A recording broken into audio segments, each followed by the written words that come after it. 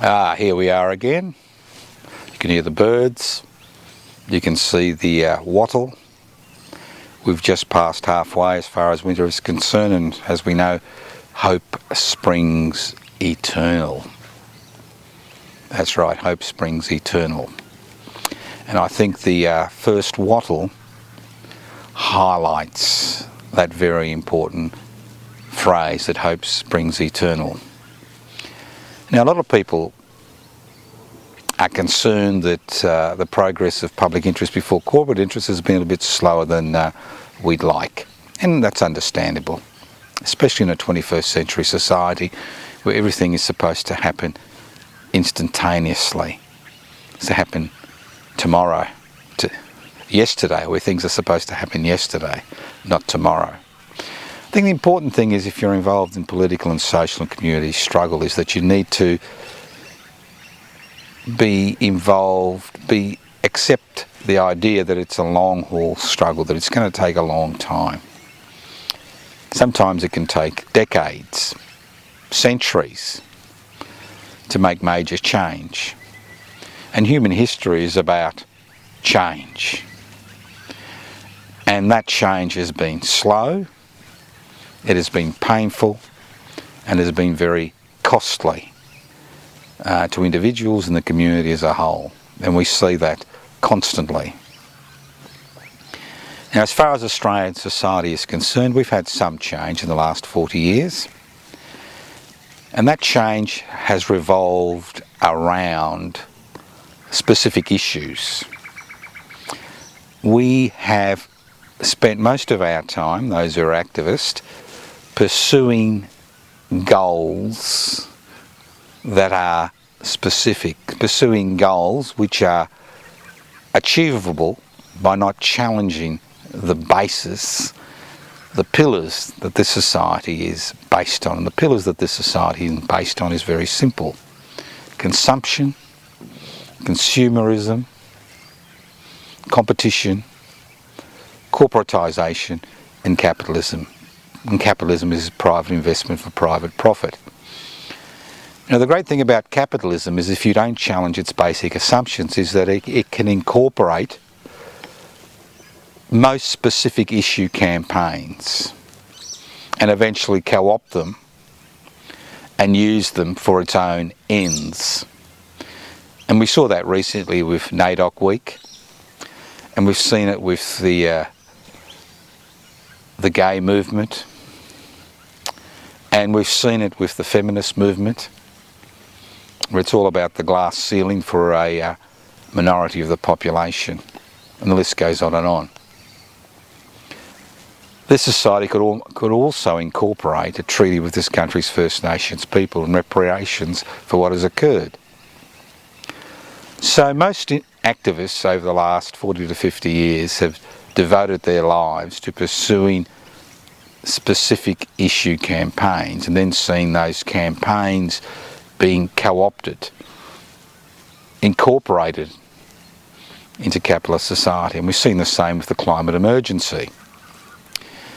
Although the climate emergency is directly a result of the type of society where we live in, where we have consumption for consumption's sake, and manufactured need forms the base of this society. When it comes to challenging the climate emergency, or doing something to challenge the climate emergency, it's all about green capitalism. And what green capitalism is about: private investment for private profit for a minority of individuals who will attempt to resolve the issue without addressing the underlying problems.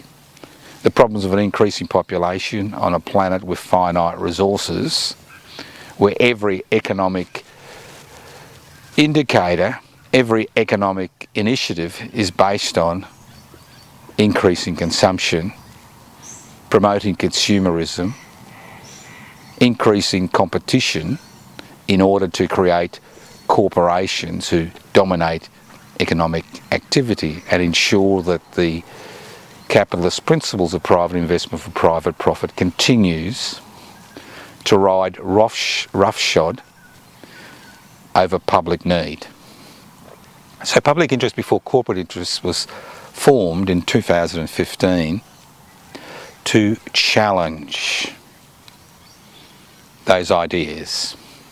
We're not just a political party that's interested in parliamentary elections every 3 to 4 years.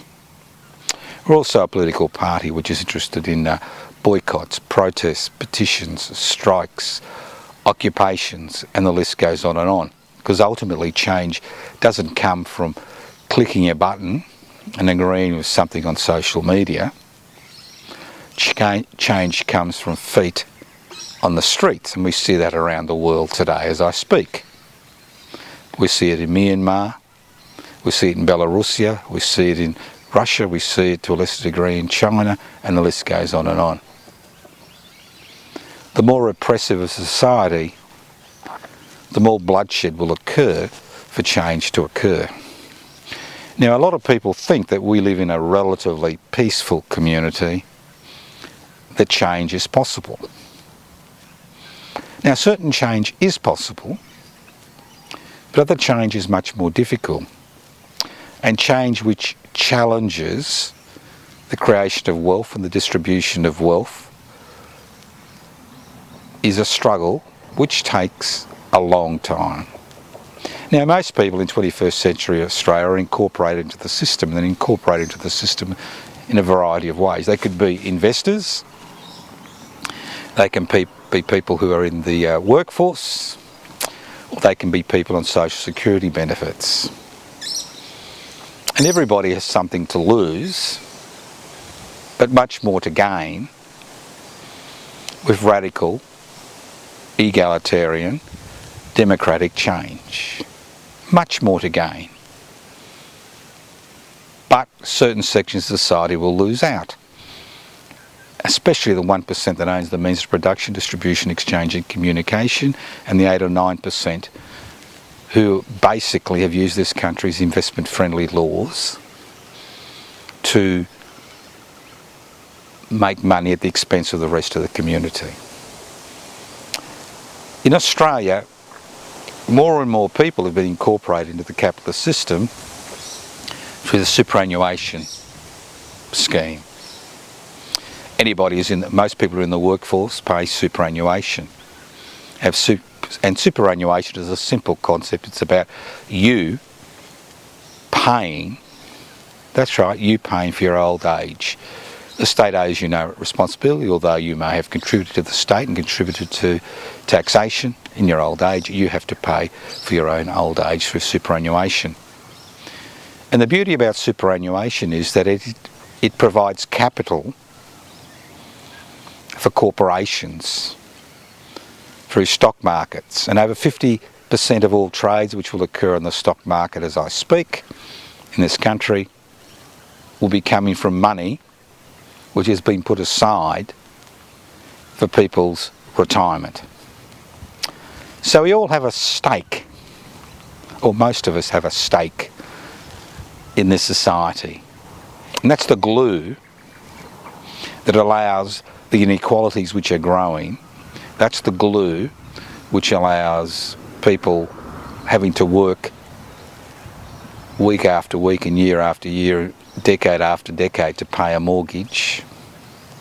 That's the glue that holds us together. But what we are seeing as the 21st century progresses, we are seeing these inequalities increasing. Not just inequalities in wealth, but inequalities as far as personal security is concerned. Economic security, health security. We are seeing that as the state moves away from providing for citizens, not just through a social security system, but through publicly owned facilities, we are seeing that more and more people's time is taken up working to actually pay for these privatised services, whether it's electricity, whether it's gas, whether it's education, whether it's health, and the list goes on and on. Because what has occurred during the past 40 years, during the privatisation era, is the greatest transfer of wealth from the public sector to the private sector. A transfer of wealth which has made people into multimillionaires and billionaires, and which has forced people into insecure part-time work. And nothing highlights this more than the fact that if you try to obtain an education in this country, especially a tertiary education, you find you're going to be paying for it for decades to come. So we've seen the privatisation of the tertiary education sector. We've seen more and more money, taxpayers' money, go into the private education sector. We've seen more and more money go into public money, go into the health insurance sector to provide private cover for people who can afford private cover. We've seen more and more money go into the pockets of corporations who rely on corporate welfare through paying minimal taxation or voluntary taxation in this country. And we've seen a heavier reliance on the goods and services tax, which is paid by everyone. And the less you earn, especially if you're on a social security benefit, the greater the impost the goods and services tax is on you as an individual. We've seen corporations and companies and people with assets being able to manipulate the taxation system to pay minimal taxation. For example, as far as our gas exports are concerned, which has been given over to the private sector, it'll be 30 years before they pay any tax because they've been able to defer taxation. We still see a diesel fuel rebate which goes up to $2 or $3 billion a year being given to large corporations, and the list goes on and on. So we do have a dilemma. So hope springs eternal. Got the wattle behind us, the first wattle. Hope springs eternal.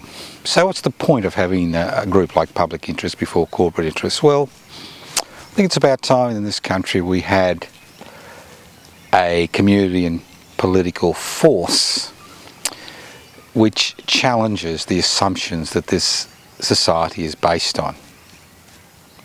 Because we can't continue with increasing population growth and finite resources and a climate emergency to allow the private investment for private profit concept to dominate cultural, economic, social, community activity. And the whole point of public interest before corporate interest is to say there is another way. There is another way that society can be organised where we can tackle a climate emergency, where we can ensure that 700,000 children don't live in poverty in this country, where we can ensure that the resources that this country has in the earth and the air remain the property of the people of this country, not become the exclusive property of corporations which then exploit those resources for their benefit and the benefit of their major shareholders. So there is a different way, and that's why hope springs eternal. But in order for us to go down that different pathway, a pathway where our resources are used for common good, where democracy becomes once again democracy, where the parliamentary puppet show doesn't belong to the puppet masters, that 1% that own the means of production, distribution, exchange and communication. But in order to do that, we need to be able to articulate our ideas and put the interests of the many, that's the public, before the interests of the few, before the corporate sector. Because if we go the way we are going, we will not be able to tackle the climate emergency. We will not be able to tackle the increasing differences in wealth between the haves and the have-nots. We will not have enough resources in order to provide basic services and social security benefits to people in this country. We will not be in a position to negotiate treaties with this nation's First Nations people which are based on justice, not charity. We will not be able to deal with an impending economic crisis with the increase in interest rates, where most people are so highly geared in order to have a roof over their heads that they will find themselves in exceptional financial difficulties in the very near future as things continue. We're not going to have low interest rates forever.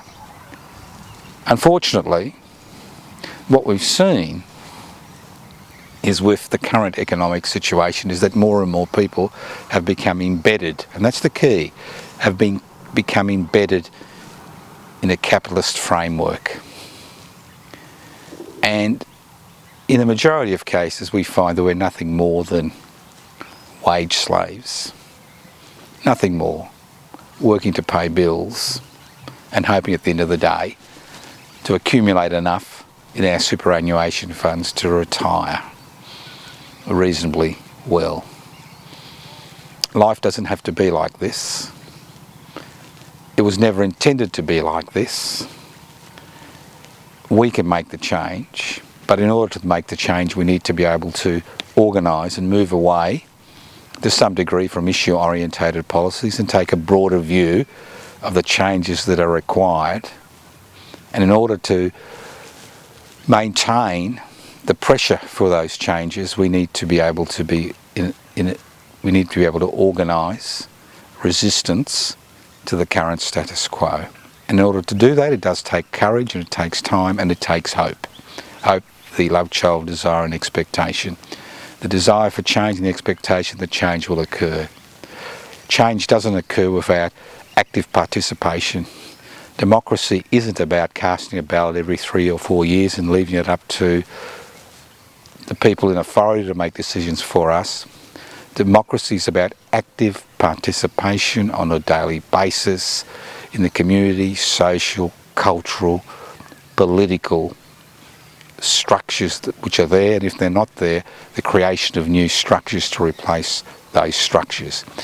Whether you struggle within the tent and try to make changes by working up the right channels, or whether you don't work up the right channels and you work using direct democracy, public interest before corporate interest is a way that you can be most effective in a struggle to radically transform the society into a society where wealth is held in common and used for the common good. Of all the peoples on the planet, of all the societies on this planet, we should be the ones that should be leading the way in this struggle, because we have the resources, we have the human resources, we have the natural resources, but we don't have the will or the energy to begin that struggle. Now is the time to begin that struggle, because as the 4 horsemen of the apocalypse ride down upon humanity, increasing population growth, an economic system based on consumption for consumption's sake, private investment for private profit, finite resources, and an increasingly centralisation of power in the hands of a minority which uses the state's disciplinary arms to maintain order, we will continue not to be able to become part of that wider struggle. So, if you want to join public interest before corporate interest, now's the time to do so. There's a federal election around the corner. Hopefully we'll be able to register as a federal political party before that election. If not, it's always the next election and the next election. And don't forget, every day is a day that you can devote to that struggle to radically transform the society so the Commonwealth, and we do live in the Commonwealth of Australia, is used for the common good, and we put corporations and parliamentarians who don't fulfil the responsibilities of the people who they represent back in their box.